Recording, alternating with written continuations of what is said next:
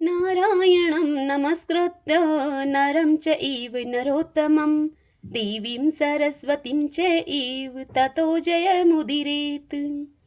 अर्थात भगवान नारायण नरश्रेष्ठ नर तथा सरस्वती देवी को नमस्कार करके जय स्वरूप कार्तिक इतिहास पुराण का पाठ करना चाहिए।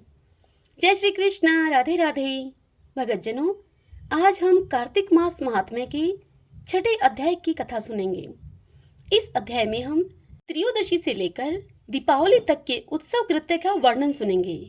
तो आइए सर्वप्रथम भगवान का स्मरण करते हुए सब बोलिए, विष्णु भगवान की जय।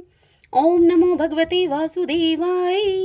भगतजनों, कार्तिक महात्म्य की इस कथा को शुरू करने से पहले मुझे आपसे कुछ पूछना है। भगतजनों, कार्तिक महात्म्य तो हम रोज ही सुनते हैं। क्या आप इस महात्म्य के साथ कार्तिक स्नान में सुनी जाने वाली अनेक ही कथाएं प्रचलित हैं? क्या आप प्रतिदिन महात्म्य के साथ वह एक कथा भी सुनना चाहेंगे? आपका जो भी विचार है मुझे कमेंट बॉक्स में कमेंट करके आप अवश्य बताएं। और इसी के साथ यदि महात्म्य की कथाएं आपको पसंद आती हैं तो इन्हें आप लाइक भी किया करें।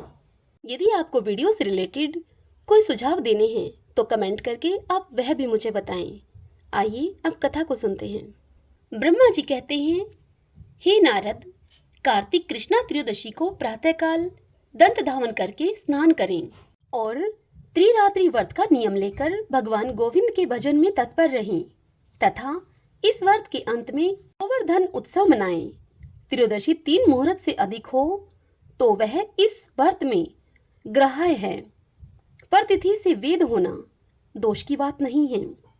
कार्तिक के कृष्ण पक्ष में त्रयोदशी के प्रदोष काल में यमराज के लिए दीप और नैवेद्य समर्पित करें तो अपमृत्यु अर्थात अकाल मृत्यु या दुर्मरण इसका नाश होता है। एक दिन यमदूतों ने यमराज से कहा, हे प्रभु, ऐसे महोत्सव के अवसर पर जिस प्रकार जीव अपने जीवन से वियुक्त न हो वह उपाय हमारे आगे आप वर्णन कीजिए। तब यमराज ने कहा, कार्तिक कृष्णा त्रयोदशी को प्रतिवर्ष प्रदोष काल में जो अपने घर के दरवाजे पर निम्नांकित मंत्र से उत्तम दीप देता है वह अपमृत्यु को प्राप्त होने पर भी यहाँ ले आने के योग्य नहीं है। वह मंत्र इस प्रकार है, मृत्युना पाशदंडनाभ्याम कालेन च मया सह त्रयोदश्याम दीपदानात् सूर्यजः प्रियतामिति। अर्थात त्रयोदशी को दीपदान करने से मृत्यु, पाश, दंड, काल और लक्ष्मी के साथ सूर्यनंदन यम प्रसन्न हो। इस मंत्र से जो अपने द्वार पर उत्सव में दीपदान करता है उसे अपमृत्यु का भय नहीं होता। दीपावली के पहले की चतुर्दशी को तेल मात्र में लक्ष्मी और जल मात्र में गंगा निवास करती है। जो उस दिन प्रातःकाल स्नान करता है वह यमलोक नहीं देखता। नरक के भय का नाश करने के लिए स्नान के बीच में अपामार्ग को मस्तक पर घुमावे। 3 बार मंत्र पढ़कर 3 ही बार घुमाना चाहिए। मंत्र इस प्रकार है, सीतालोष्ट समायुक्त संकट कदालन्वित हर पापम पामार्गे भ्रामयमाणः पुनः पुनः। अर्थात जोते हुए खेत के ढेले से युक्त और कंटक विशिष्ट पत्तों से सुशोभित अपामार्ग तुम बार बार घुमाए जाने पर मेरे पापों को हर लो। ऐसा कहकर अपने सिर पर अपामार्ग को घुमाएं। स्नान करके भीगे हुए वस्त्र से मृत्यु के पुत्र रूप 2 कुत्तों को दीपदान दें। उस समय यह मंत्र पढ़ें, शुनकौ श्याम शबलौ भ्रातरौ यम सेवकौ तुष्टौ शतां चतुर्दश्यां दीपदानेन मृत्युजो। काले और चितकबरे रंग के 2 शवान जो मृत्यु के पुत्र, यमराज के सेवक तथा परस्पर भाई हैं। चतुर्दशी को दीपदान करने से मुझ पर आप प्रसन्न हों।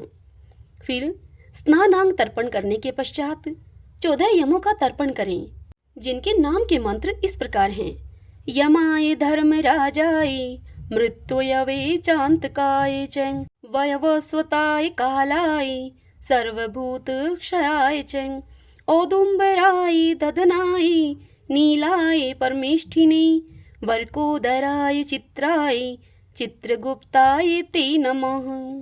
यह 14 नाम मंत्र है। इनमें से प्रत्येक के अंत में नमः पद यह जोड़कर बोलें और एक एक मंत्र को 3-3 बार कहकर तिल मिश्रित जल की 3-3 अंजुलियां दें। यमराज का तर्पण यज्ञोपवीत होकर अर्थात यज्ञोपवीत को बाएं कंधे पर रखकर अथवा प्राचीनाविति होकर अर्थात जनेऊ को दाहिने कंधे पर करके भी किया जा सकता है, क्योंकि यमराज देवता और पितर दोनों ही पदों पर स्थित हैं, अतः उनमें उभय रूपता है। जिसके पिता जीवित हों वह भी यम और भीष्म के लिए तर्पण कर सकता है। कार्तिक कृष्ण चतुर्दशी को यदि अमावस्या भी हो और उसमें स्वाति नक्षत्र का योग हो तो उसी दिन दीपावली होती है।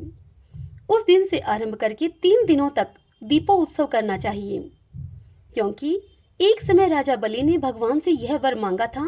कार्तिक मास में चतुर्दशी आदि 3 तिथियां दीपदान आदि के कार्यों में ग्रहण करने योग्य हैं। यदि ये 3 तिथियां संगव काल से पहले ही समाप्त हो जाती हैं तो दीपदान आदि के कार्यों में इन्हें पूर्व तिथि से युक्त ही ग्रहण करना चाहिए।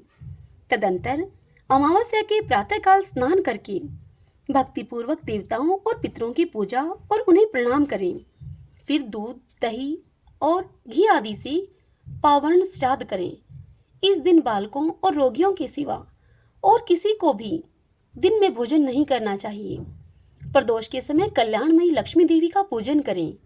उस दिन लक्ष्मी जी का सुख बढ़ाने के लिए जो उनके लिए कमल के फूलों की शैया बनाता है, उसके घर को छोड़कर भगवती लक्ष्मी कहीं नहीं जाती। जावित्री, लौंग, इलायची और कपूर के साथ गाय के दूध को अच्छी तरह से पकाकर उसमें आवश्यकता के अनुसार शक्कर डालकर कि मैंने छदम से वामन रूप धारण करने वाले आपको भूमि दान दी है और आपने उसे 3 दिनों में ही 3 पगों के द्वारा नाप लिया है, अतः आज से लेकर 3 दिनों तक प्रतिवर्ष पृथ्वी पर मेरा राज्य रहे। उस समय जो मनुष्य पृथ्वी पर दीपदान करें उनके घर में आपकी पत्नी लक्ष्मी स्थिर भाव से निवास करें। दैत्यराज बलि को भगवान विष्णु ने चतुर्दशी से लेकर 3 दिनों तक का राज्य दिया है, इसलिए इन 3 दिनों में यहाँ सर्वथा महोत्सव करना चाहिए। चतुर्दशी की रात्रि में देवी महारात्रि का प्रादुर्भाव हुआ है, अतः शक्ति पूजा प्रायण पुरुषों को चतुर्दशी का उत्सव अवश्य करना चाहिए। भगवान सूर्य के तुला राशि में स्थित होने पर चतुर्दशी और अमावस्या की संध्या के समय मनुष्य हाथ में उल्का लेकर पितरों को मार्ग प्रदर्शन कराए, लड्डू बना लें तथा उन्हें महालक्ष्मी जी को अर्पण करें। पूजा के पश्चात लक्ष्मी जी की स्तुति इस प्रकार से करनी चाहिए। दीपक की ज्योति में विराजमान महालक्ष्मी, तुम ज्योतिर्मयी हो। सूर्य, चंद्रमा, अग्नि, स्वर्ण और तारा ये सभी ज्योतियों की ज्योति हैं। तुम्हें नमस्कार है। कार्तिक की दीपावली के पवित्र दिन को इस भूतल पर और गौओं के गोष्ठ में जो लक्ष्मी जी शोभा पाती हैं वे सदा मेरे लिए वरदायिनी हों। इस प्रकार स्तुति करने के पश्चात प्रदोष काल में दीपदान करें। अपनी शक्ति के अनुसार देव मंदिर आदि में दीपकों का वृक्ष बनावें। चौराहे पर, शमशान भूमि में, नदी के किनारे, पर्वत पर, घरों में, वृक्षों की जड़ों में, गौशालाओं में, चबूतरों पर तथा प्रत्येक ग्रह में दीपक जलाकर रखने चाहिए। पहले ब्राह्मणों और भूखे मनुष्यों को भोजन कराकर बाद में स्वयं नूतन वस्त्र और आभूषण से विभूषित होकर भोजन आदि करना चाहिए। जीव हिंसा, मदिरापान, आगमयागमन, चोरी और विश्वासघात ये 5 नरक के द्वार कहे गए हैं। इनका सदैव त्याग करना चाहिए। तदंतर आधी रात के समय नगर की शोभा देखने के लिए धीरे धीरे पैदल चलें और उस समय का आनंद उत्सव देखकर अपने घर को लौट आएं। हरि ओम तत्सत। गोविंदे गोविंदे हरे मुरारी, गोविंदे गोविंदे मुकुंद कृष्ण, गोविंदे गोविंदे रथांग पाणे, गोविंदे दामोदर माधवेति। ओम नमो भगवते वासुदेवाय।